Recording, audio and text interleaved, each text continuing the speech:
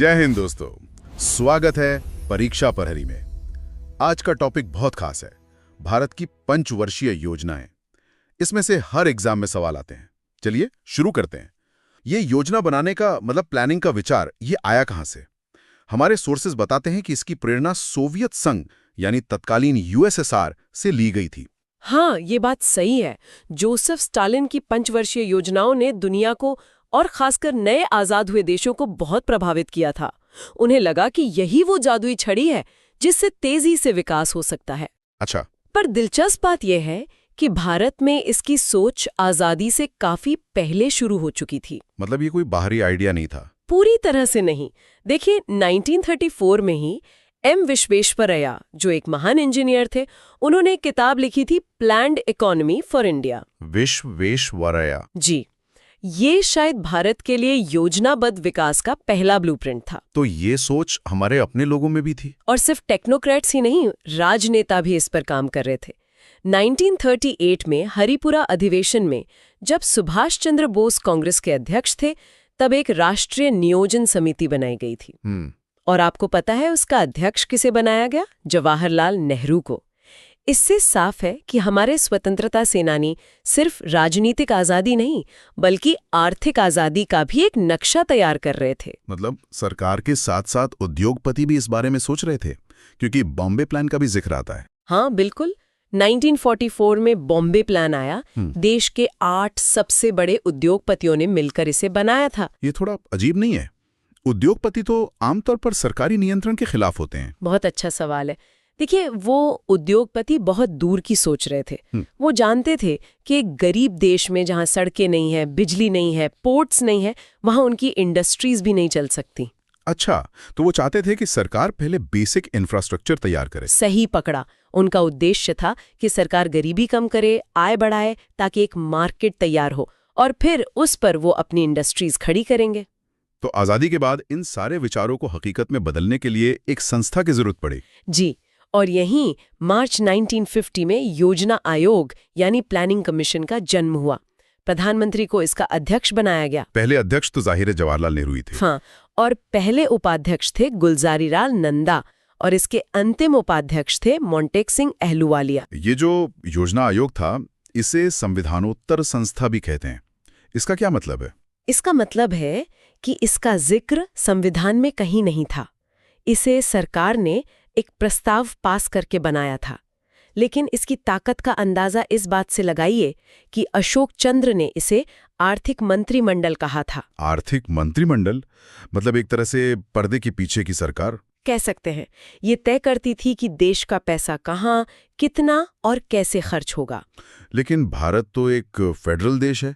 योजनाओं को लागू करने के लिए राज्यों की सहमति भी तो जरूरी थी। बिल्कुल। इसी कमी को पूरा करने के लिए 1952 में राष्ट्रीय विकास परिषद यानी एनडीसी बनाई गई। एनडीसी? जी। और के संथनाम ने तो इसे सर्वोच्च मंत्री परिषद या सुपर कैबिनेट तक कहा था। Super cabinet? हाँ, क्योंकि ये एक ऐसी मीटिंग थी जहां प्रधानमंत्री और सारे राज्यों के मुख्यमंत्री एक साथ बैठकर प्लान पर मुहर लगाते थे। अगर यहाँ कोई बात तय हो गई तो उसे पूरे देश में लागू होने से कोई नहीं रोक सकता था। तो 2015 में जब योजना आयोग खत्म हुआ तो एनडीसी का क्या हुआ? वो भी एक तरह से प्रभावहीन हो गया।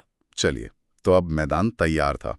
अब आते हैं पहली पंचवर्षीय योजना पर, जो 1951 में शुरू हुई। हाँ, आजादी के तुरंत बाद देश की सबसे बड़ी जरूरत क्या थी? खाना। देश ने बंटवारे का दर्द झेला था, शरणार्थी थे, अनाज की भारी कमी थी। तो पहली प्राथमिकता लोगों का पेट भरना थी। जाहिर है, इसीलिए ये योजना हेराल्ड डॉमर मॉडल पर आधारित थी। Herald Domar model? ये क्या था? इसका सीधा सा मतलब था कि किसी देश का विकास इस बात पर निर्भर करता है कि वो अपनी कमाई का कितना हिस्सा बचाता है और उसे वापस इन्वेस्ट करता है। तो पहली योजना का सारा फोकस कृषि, सिंचाई और बिजली पर था। और ये योजना तो उम्मीद से ज्यादा सफल रही। हाँ, लक्ष्य से अधिक प्राप्ति हुई, राष्ट्रीय आय बढ़ी और खाद्यान्न उत्पादन में भी काफी सुधार हुआ। और इसी योजना से कुछ बड़े नाम जुड़े हैं जो आज भी हम देखते हैं। बिल्कुल। भाखड़ा नांगल, दामोदर घाटी परियोजना, ये सब इसी दौरान शुरू हुई। साथ ही 2 अक्टूबर 1952 को सामुदायिक विकास कार्यक्रम शुरू हुआ। और यूजीसी की स्थापना? वो भी 1953 में हुई और 1955 में इंपीरियल बैंक ऑफ इंडिया का नाम बदलकर स्टेट बैंक ऑफ इंडिया यानी एसबीआई कर दिया गया। तो पहली योजना ने कृषि की नींव मजबूत कर दी। अब बारी थी दूसरी छलांग की, दूसरी पंचवर्षीय योजना 1956 से 1961। हाँ, यहाँ से फोकस पूरी तरह बदल गया। अब कृषि से ध्यान हटाकर भारी उद्योगों पर लगाया गया। इसे भारत के औद्योगिकरण का ब्लूप्रिंट भी कहा जाता है। और इसके पीछे दिमाग था पीसी महालनोबिस का। जी, महालानोबिस। उनका मॉडल क्रांतिकारी था। उन्होंने कहा कि अगर भारत को सच में आत्मनिर्भर बनना है तो हमें ऐसी फैक्ट्रियां लगानी होंगी जो दूसरी फैक्ट्रियों को बनाने वाली मशीनें बना सकें। मतलब उत्पादन के साधनों पर कंट्रोल। ये एक बहुत बड़ा दांव था। बहुत बड़ा। और इसी सोच के तहत भारत के औद्योगिक ढांचे की नींव रखी गई। 3 बड़े स्टील प्लांट लगाए गए। हाँ, ये परीक्षाओं में बहुत पूछा जाता है। पहला भिलाई, जो छत्तीसगढ़ में है, सोवियत संघ के सहयोग से बना। दूसरा दुर्गापुर, पश्चिम बंगाल में, वो ब्रिटेन के सहयोग से। और तीसरा राउरकेला, ओडिशा में, पश्चिमी जर्मनी की मदद से। और भी कुछ महत्वपूर्ण संस्थाएं इसी दौरान बनी है ना? जी, 1 सितंबर 1956 को LIC की स्थापना हुई। खादी विलेज इंडस्ट्रीज कमीशन यानी KVIC भी 1956 में बना। और इसी योजना में भारत ने आधिकारिक तौर पर मिश्रित अर्थव्यवस्था को अपनाया। तो 2 सफल योजनाओं के बाद अब आती है तीसरी पंचवर्षीय योजना 1961 से 1966 तक।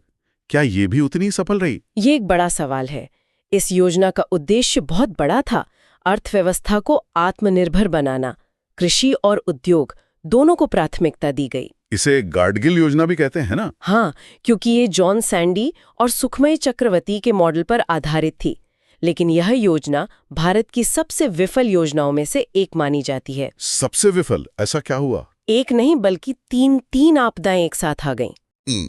पहला 1962 का भारत चीन युद्ध, दूसरा 1965 का भारत पाकिस्तान युद्ध और तीसरा 1965-66 का गंभीर सूखा और कृषि संकट। मतलब एक के बाद एक झटके लगते रहे। बिल्कुल। इन कारणों से योजना की प्राथमिकता को विकास से बदलकर प्रतिरक्षा यानी डिफेंस पर केंद्रित करना पड़ा। पूरी योजना पटरी से उतर गई। लेकिन इस मुश्किल दौर में भी भविष्य के लिए कुछ नींव रखी गई। हाँ, इनकम टैक्स एक्ट 1961 लागू हुआ और 1 जुलाई 1964 को IDBI बैंक की स्थापना हुई। और सबसे महत्वपूर्ण हरित क्रांति की नींव भी इसी संकट के समय पड़ी। इस विफलता का सीधा परिणाम था योजना अवकाश। जी, प्लान हॉलिडे 1966 से 1969 तक सरकार ने पंचवर्षीय योजनाओं को रोककर 3 साल तक वार्षिक योजनाएं चलाई। और फोकस क्या था इन वार्षिक योजनाओं का? बस किसी तरह अर्थव्यवस्था को स्थिर करना और कृषि में सुधार लाना। और इसी योजना अवकाश के दौरान भारत के कृषि क्षेत्र में एक क्रांति आई। बिल्कुल, हरित क्रांति यानी ग्रीन रेवोल्यूशन की शुरुआत हुई। इसका नतीजा ये हुआ कि खाद्यान्न उत्पादन खासकर गेहूं में एक उल्लेखनीय वृद्धि हुई। और इसके पीछे के 2 नाम अक्सर परीक्षाओं में पूछे जाते हैं। हाँ, भारत में हरित क्रांति के जनक थे डॉक्टर MS स्वामीनाथन। और विश्व में थे डॉक्टर नॉर्मन E बोरलॉग, जिन्हें इसी काम के लिए 1970 में नोबेल शांति पुरस्कार भी मिला था।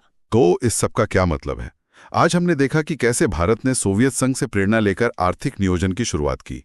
पहली योजना ने कृषि पर ध्यान केंद्रित किया तो दूसरी ने भारी उद्योगों की नींव रखी। लेकिन तीसरी योजना ने हमें सिखाया कि बाहरी संकट और प्राकृतिक आपदाएं सबसे अच्छी योजनाओं को भी पटरी से उतार सकती हैं। पर उसी संकट से हरित क्रांति जैसी एक नई दिशा का जन्म हुआ। चौथी पंचवर्षीय योजना से, जो 1969 से 74 तक चली।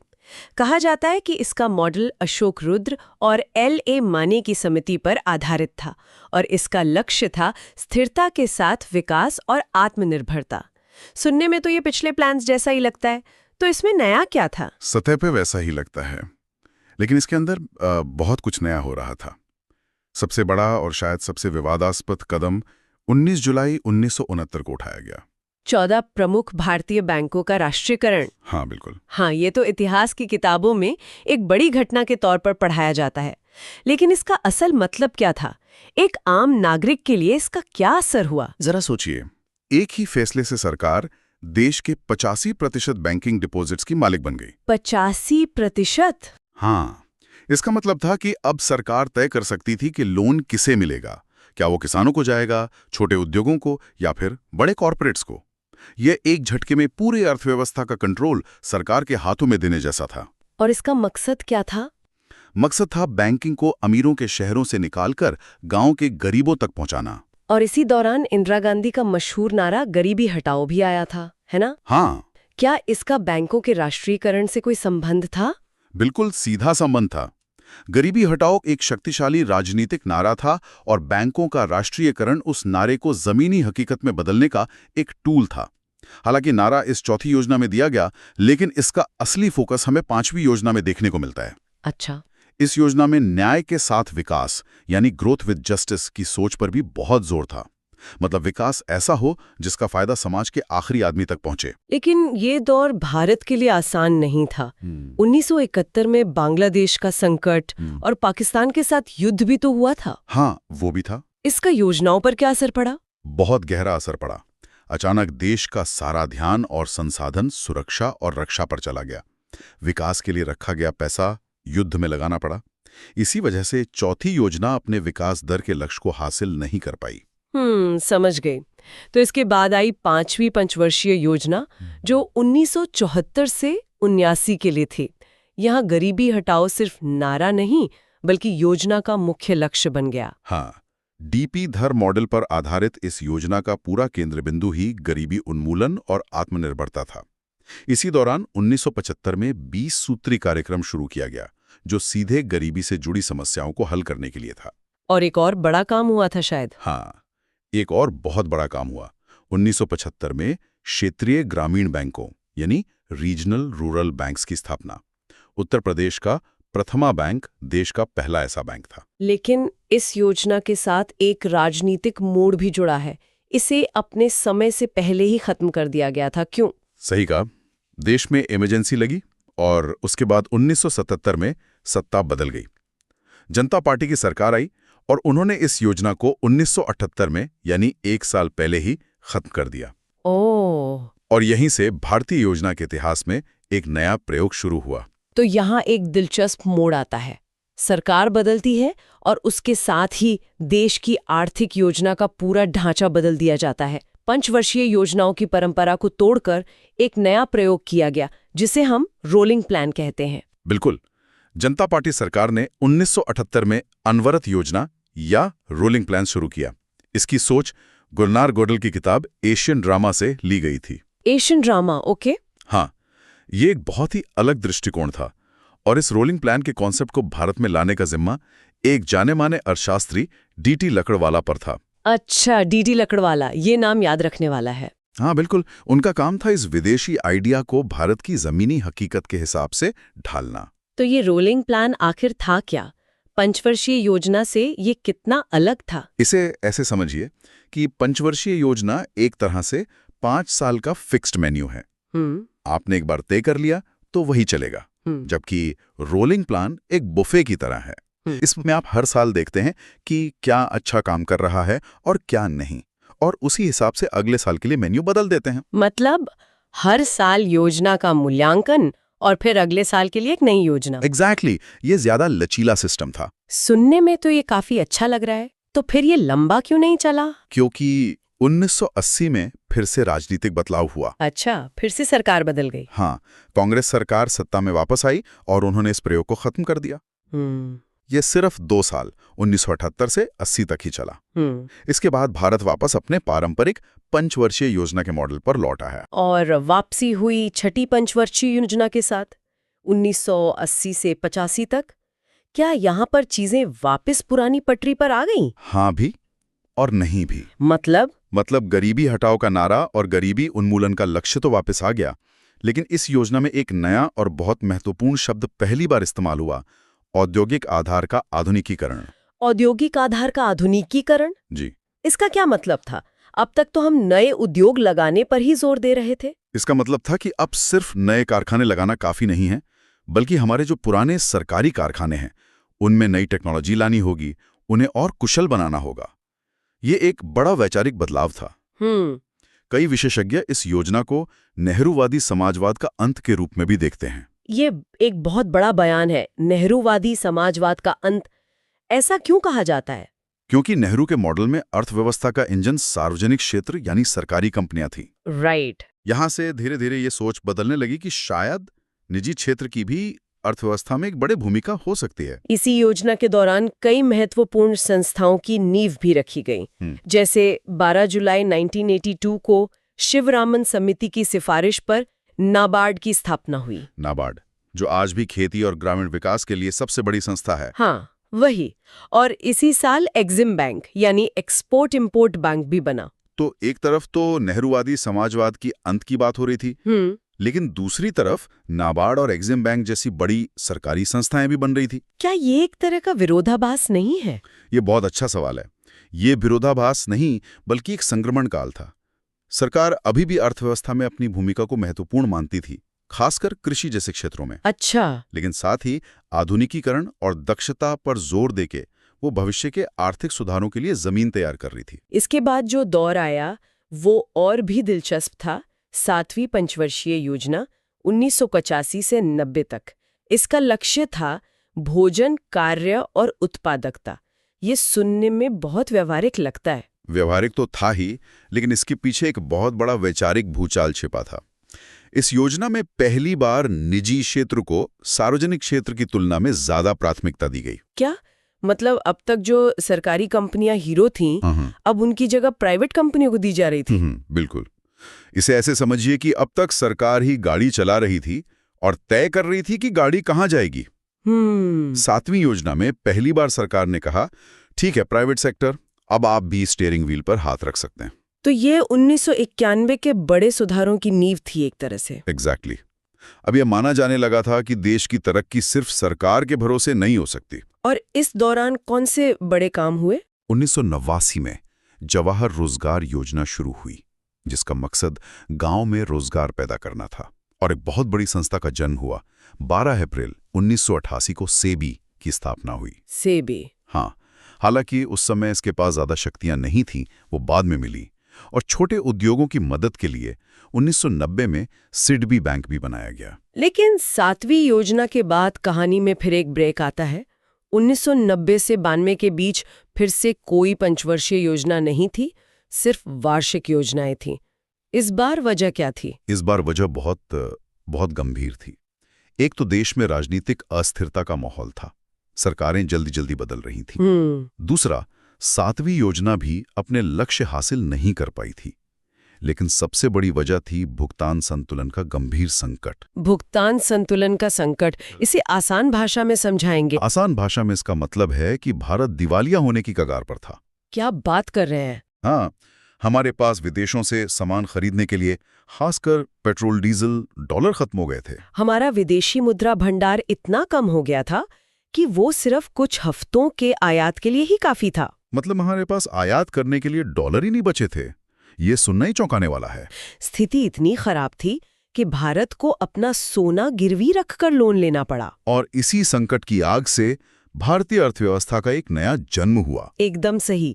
इसी संकट के बीच प्रधानमंत्री पीवी नरसिम्हा राव और वित्त मंत्री मनमोहन सिंह ने वो किया जिसने भारत की आर्थिक दिशा हमेशा के लिए बदल दी। 1991 में उन्होंने नई आर्थिक नीति लागू की, जिसे हम LPG यानी लिबरलाइजेशन, प्राइवेटाइजेशन और ग्लोबलाइजेशन के नाम से जानते हैं। LPG उदारीकरण, निजीकरण और वैश्वीकरण, इन 3 शब्दों ने तो सब कुछ बदल दिया।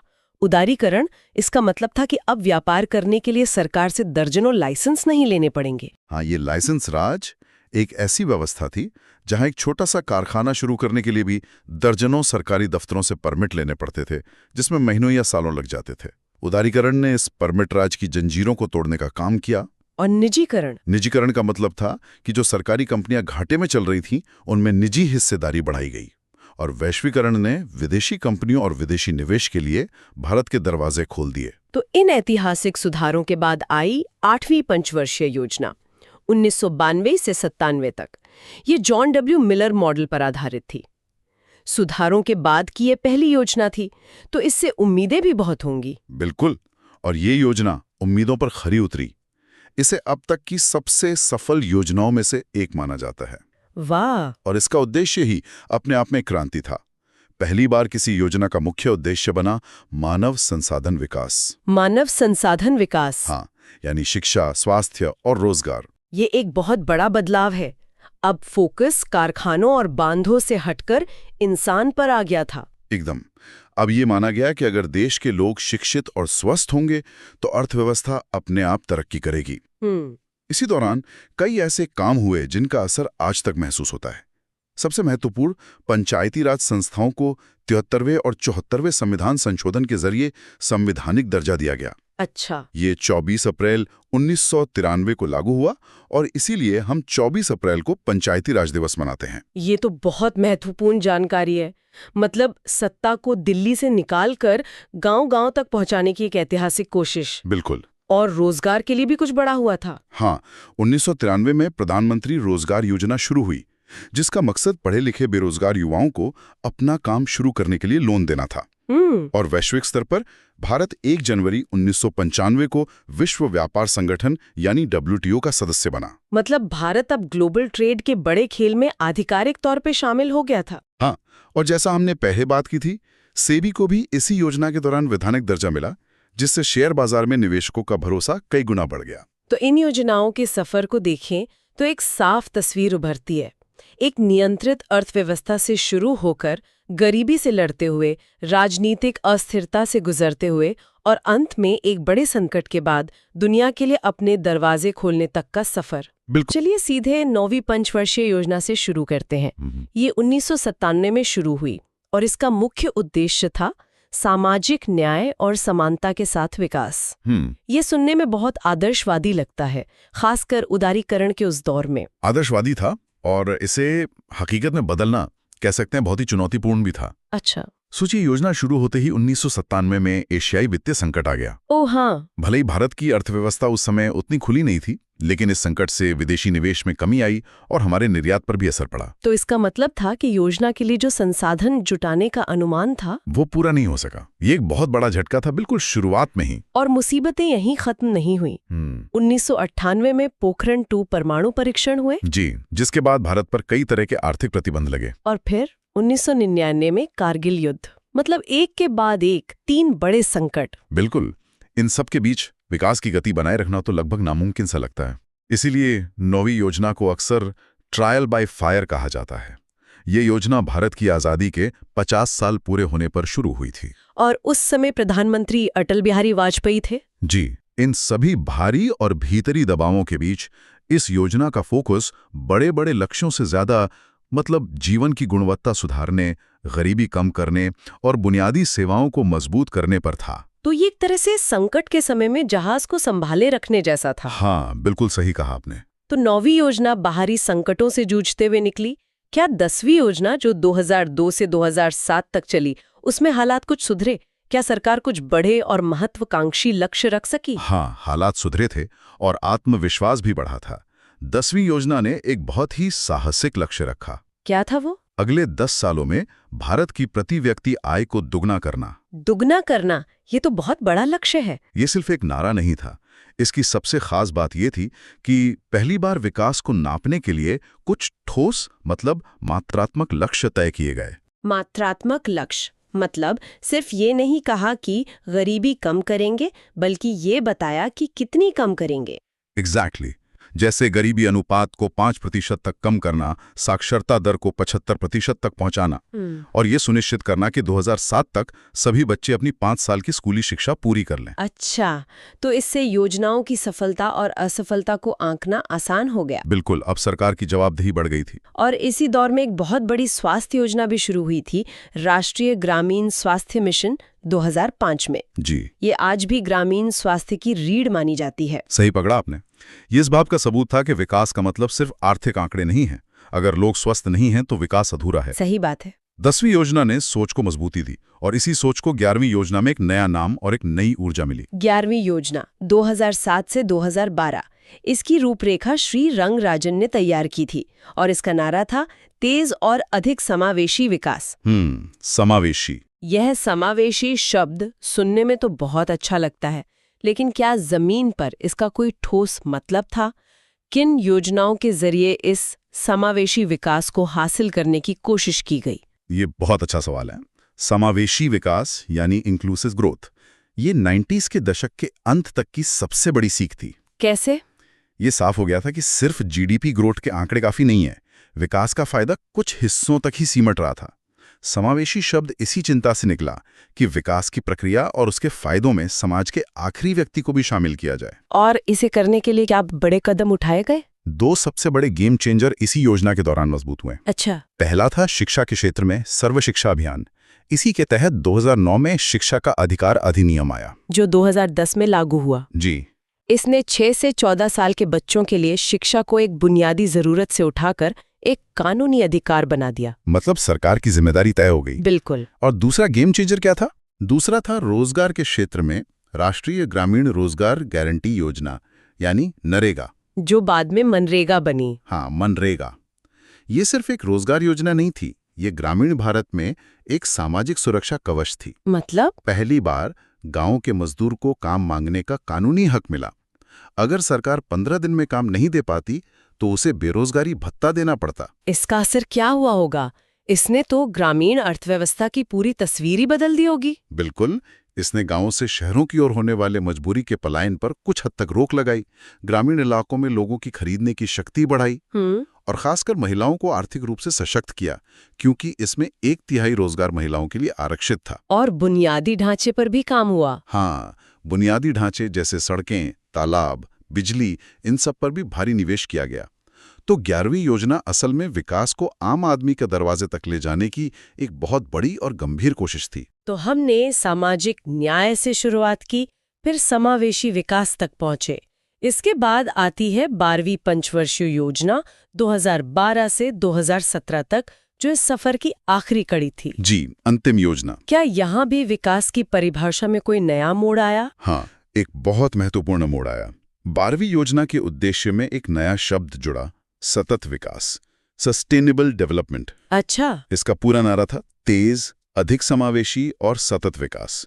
ये पहली बार था जब पर्यावरण और स्थिरता को विकास के केंद्र में रखा गया। तो ये सिर्फ आर्थिक और सामाजिक विकास की बात नहीं थी, बल्कि ये भी था कि हम ये विकास किस कीमत पर कर रहे हैं। एकदम सही।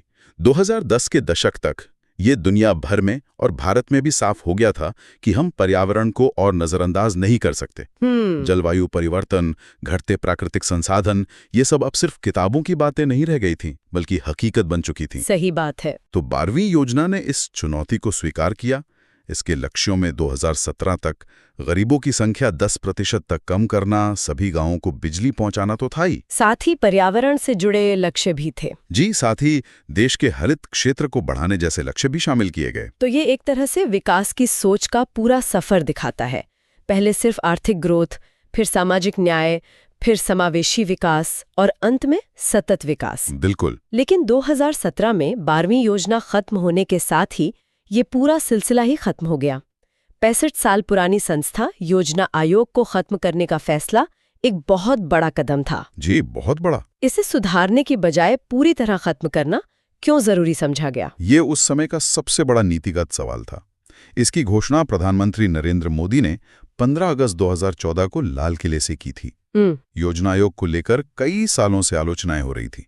सबसे बड़ी आलोचना ये थी कि ये एक टॉप डाउन मॉडल पे काम करता था। टॉप डाउन मतलब दिल्ली से योजना बनती थी? हाँ, दिल्ली में बैठे कुछ लोग पूरे देश के लिए, हर राज्य के लिए एक ही जैसी योजना बना देते थे, जो जमीनी हकीकत से कई बार बहुत दूर होती थी। इसे ऐसे समझ सकते हैं कि योजना आयोग एक हेडमास्टर की तरह था, जो पूरे स्कूल के लिए एक ही टाइम टेबल बनाता था, चाहे कोई पहली क्लास का बच्चा हो या 10वीं का। हाँ, ये एक बहुत अच्छा उदाहरण है। और क्या आलोचनाएं थीं? दूसरी बड़ी आलोचना ये थी कि राज्यों को अपने विकास के लिए फंड्स लेने के लिए योजना आयोग के सामने एक तरह से गिड़गिड़ाना पड़ता था। अच्छा। इससे केंद्र और राज्यों के बीच तनाव बढ़ता था। और तीसरी बात, 1991 के बाद जब अर्थव्यवस्था बाजार आधारित हो गई थी, तो केंद्रीकृत योजना की जरूरत ही कम हो गई थी। एग्जैक्टली। एक केंद्रीकृत योजना बनाने वाली संस्था की भूमिका वैसे भी कम हो गई थी। तो फिर इसकी जगह जो नीति आयोग आया, वो इस हेडमास्टर से कैसे अलग है? योजना आयोग के स्थान पर 1 जनवरी 2015 से नीति आयोग यानी नीति आयोग लागू हुआ। ये तारीख प्रतियोगी परीक्षाओं के लिए बहुत महत्वपूर्ण है। जी, 1 जनवरी 2015। और ये हेडमास्टर नहीं बल्कि एक ट्यूटर या सलाहकार की तरह है। अच्छा। इसका काम राज्यों के साथ मिलकर उनकी जरूरतों के हिसाब से नीतियां और लंबी अवधि की रणनीति बनाने में मदद करना है। ये राज्यों पर अपनी योजनाएं थोपता नहीं है, बल्कि सहकारी संघवाद या कोऑपरेटिव फेडरलिज्म की भावना को बढ़ावा देता है। और फंड्स देने का काम वो कौन करता है? ये सबसे बड़ा बदलाव है। फंड देने का काम अब सीधे वित्त मंत्रालय करता है। तो नीति आयोग सिर्फ सलाह देता है? हाँ, नीति आयोग सिर्फ एक थिंक टैंक है, एक ज्ञान का केंद्र है जो सरकार को सलाह देता है। इसने योजना बनाने के एक आकार सब पर फिट वाले दृष्टिकोण को बदलकर एक ज्यादा लचीले और सहयोगी मॉडल को जन्म दिया है। तो टॉप डाउन से बॉटम अप की ओर एक बड़ा बदलाव। बिल्कुल। यहाँ एक और बात जो अक्सर प्रतियोगी परीक्षाओं में पूछी जाती है, आर्थिक नियोजन संविधान की किस सूची में आता है? ये संविधान की समवर्ती सूची, कॉन्करेंट लिस्ट का विषय है। जिसका मतलब है कि इस पर केंद्र और राज्य दोनों ही कानून बना सकते हैं। जी, और नीति आयोग का मॉडल इसी संघीय भावना को और मजबूत करने की एक कोशिश है। ये भी जानना दिलचस्प है कि पंचवर्षीय योजनाओं का ये जो विचार था वो भारत का अपना नहीं था, हमने ये कहीं और से अपनाया था। बिल्कुल। विश्व में पहली पंचवर्षीय योजना 1928 से 1932 तक सोवियत संघ में जोसेफ स्टालिन द्वारा लागू की गई थी। अच्छा, सोवियत संघ से? हाँ, उस दौर में जब दुनिया महामंदी से जूझ रही थी, ये क्रांतिकारी विचार था कि राज्य अर्थव्यवस्था की दिशा तय कर सकता है। आजादी के बाद भारत के सामने गरीबी और पिछड़ेपन की बड़ी चुनौती थी, तो नेहरू जी ने विकास के लिए इसी मॉडल से प्रेरणा ली। तो आज हमने पंचवर्षीय योजनाओं के अंतिम दौर को समझा। सामाजिक न्याय से शुरू हुआ सफर समावेशी विकास की गलियों से गुजरते हुए सतत विकास के पड़ाव तक पहुंचा। जी। और फिर हमने देखा कि कैसे समय के साथ पुरानी संस्थाएं अप्रासंगिक हो जाती हैं और उनकी जगह नई सोच और नई संस्थाएं लेती हैं, जैसे योजना आयोग की जगह नीति आयोग का आना। भारत के आर्थिक नियोजन का ये पूरा सफर एक केंद्रीकृत और नियंत्रित अर्थव्यवस्था से एक सलाहकार और बाजार उन्मुख व्यवस्था की ओर एक बड़े बदलाव की कहानी है। ये वाकई एक युग का अंत और दूसरे की शुरुआत थी। ये दिखाता है कि कैसे एक देश समय के साथ अपनी नीतियों को अपनी जरूरतों के हिसाब से बदलता है। यहाँ सोचने के लिए एक विचार ये है कि योजना बनाने की प्रक्रिया में इस संस्थानगत बदलाव का, योजना आयोग से नीति आयोग तक का सफर भारत के वास्तविक विकास परिणामों पर क्या